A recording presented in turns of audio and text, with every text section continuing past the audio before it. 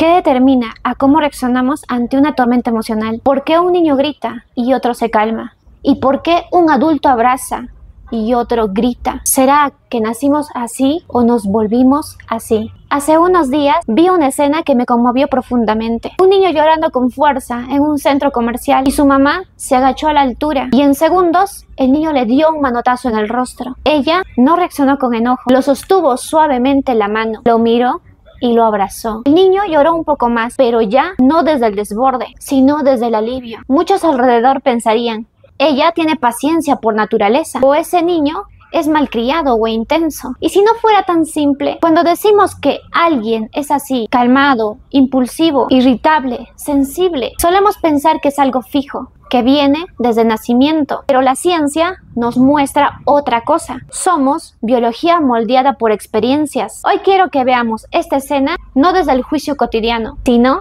desde la neurociencia. ¿Qué está pasando realmente con esa madre y su hijo? Y para entenderlo, viajaremos por 4 conceptos: genética, epigenética, neuroplasticidad y el entorno emocional.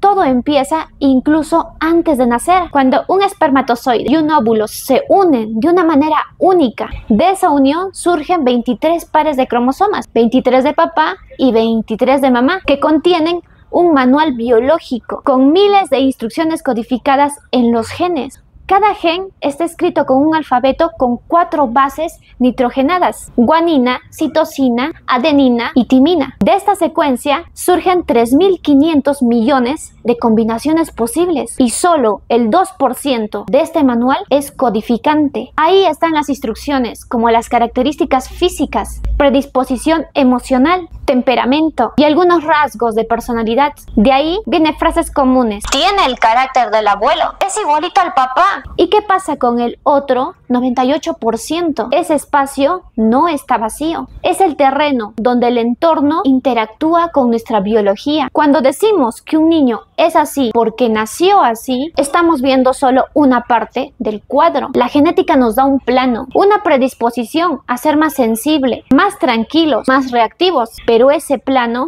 no está terminado. Y aquí surge una pregunta inevitable: si la genética codificante representa solo una parte de nuestro manual biológico, alrededor del 2%, ¿qué pasa con el 98% restante? Y aquí entra en escena un concepto fascinante: la epigenética. Es la forma en que el entorno activa o desactiva nuestros genes. Imagina que el ADN es como un piano con miles de teclas. La epigenética es el pianista. Decide qué notas tocar, cuándo y con qué fuerza. En la infancia, este pianista es extremadamente sensible. Lo que vive el niño: afecto, estrés, violencia, seguridad, nutrición, vínculo, puede encender o apagar genes relacionados con la regulación emocional, el aprendizaje y la salud. ¿Y cómo ocurre esto? A través de procesos biológicos concretos. Metilación del ADN coloca marcadores químicos que prenden o apagan genes. Modificación de histonas modifican cuán accesible es la información genética. Volvamos al centro comercial. Esa mamá con calma no solo tuvo paciencia al elegir contener en vez de reaccionar, está influyendo en su propia biología y también en la de su hijo. La infancia es un periodo especialmente sensible epigenéticamente. El cerebro forma conexiones a una velocidad impresionante. El sistema de estrés es moldeable. Las experiencias no solo se guardan en la memoria emocional, también en la biología celular. Si una madre tiene predisposición a ser más reactiva, pero decide responder con calma una y otra vez, está modulando la expresión de sus propios genes. Y si un niño nace con alta reactividad, pero recibe contención emocional y cuidado sensible, esas experiencias se traducen en señales químicas que modifican la expresión genética, reduciendo la activación crónica del eje del estrés y fortaleciendo un desarrollo emocional más equilibrado. Esa escena, la de una mamá arrodillada en medio de un pasillo comercial, en medio del bullicio, no es blanda ni simple. Es un acto biológico potente. Probablemente está escribiendo páginas nuevas en ese 98% de su manual biológico. Un ejemplo clásico: Michael Meany en McGill University estudió crías de ratas. Las madres que lamían y cuidaban a sus crías, criaban hijos con menor actividad de estrés, cambios epigenéticos favorables en receptores de glucocorticoides, mayor resiliencia futura. Y lo más revelador, si una cría de una madre poco afectuosa era criada con una madre cálida, sus patrones epigenéticos podían revertirse. Cada abrazo, cada mirada es información que se imprime en las células. Pero esas huellas no se quedan solas en el código, se traducen en circuitos dentro del cerebro. Y aquí entra nuestra siguiente parada, la neuroplasticidad. Si la epigenética es el pianista que elige qué notas tocar, la neuroplasticidad es la que transforma esa música en arquitectura cerebral. Es la capacidad del cerebro de poder modificar su estructura y funciones en respuesta a lo que vivimos. Cada experiencia deja una huella. Si es repetida, la huella deja un camino. Si el camino se refuerza, se transforma en una autopista neuronal. Y si no se usa, se elimina.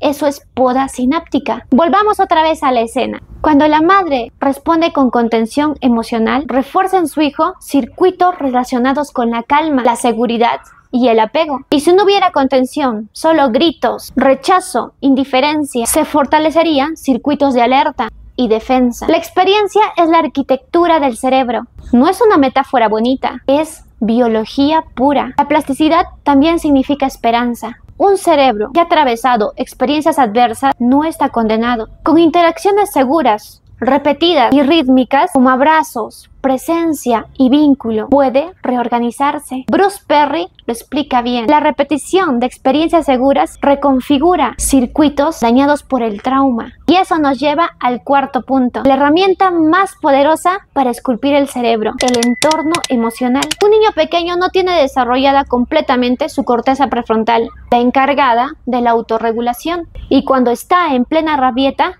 no puede calmarse solo. Su amígdala, el radar de la amenaza, detecta peligro, activa el eje del estrés, HPA, aumenta el cortisol y bloquea funciones superiores como el lenguaje, razonamiento o empatía. El niño grita, pega, llora, está en modo defensa y ahí entra el adulto. Cuando una mamá se agacha, lo sostiene, valida, presta su sistema nervioso al niño, su tono de voz, su mirada, su abrazo, le dicen, estás a salvo. Biológicamente se desactiva la hiperalerta de la amígdala, se activa la vía vagal, se libera oxitocina y la corteza prefrontal vuelve a integrarse con el sistema límbico. El vínculo emocional regula el sistema nervioso del niño. Esa mamá en el centro comercial no solo abrazó a su hijo, moldeó su cerebro, activó genes protectores, construyó circuitos de calma, enseñó con el cuerpo, no con palabras, lo que significa sentirse seguro. Repetido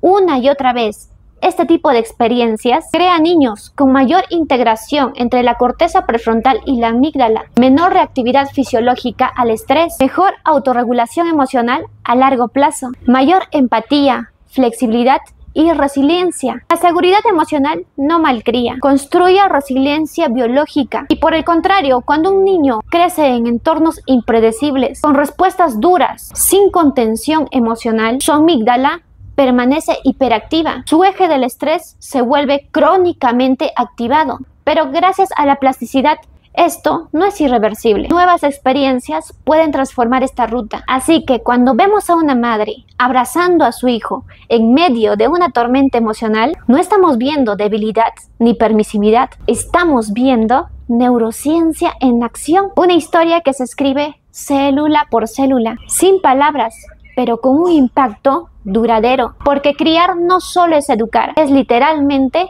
construir un cerebro.